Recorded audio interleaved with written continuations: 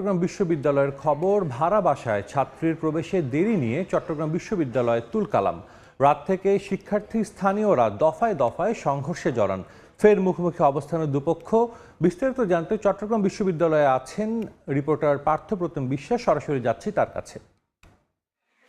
এই মুহূর্তে চট্টগ্রাম বিশ্ববিদ্যালয়ের ২ নম্বর গেট পুরোপুরি রণক্ষেত্রে পরিণত হয়েছে। আমরা দেখছি চট্টগ্রাম বিশ্ববিদ্যালয়ের শিক্ষার্থী এবং এলাকাবাসী মুখোমুখি অবস্থান নিয়েছে। তবে যেটি আমরা এই মুহূর্তে দেখছি, যারা এলাকাবাসী রয়েছে তারা ২-৩ দিক থেকে একসাথে কিন্তু চট্টগ্রাম বিশ্ববিদ্যালয়ের শিক্ষার্থীদেরকে লক্ষ্য করে আসলে হামলা চালাচ্ছে। আপনারা দেখছেন একে একে চট্টগ্রাম বিশ্ববিদ্যালয়ের শিক্ষার্থী যারা আছেন তারা একে একে কিন্তু বিশ্ববিদ্যালয়ের প্রক্টর আহত হয়েছে। আমরা দেখছি, আপনারা যাকে দেখছেন তিনি বিশ্ববিদ্যালয়ের প্রক্টর।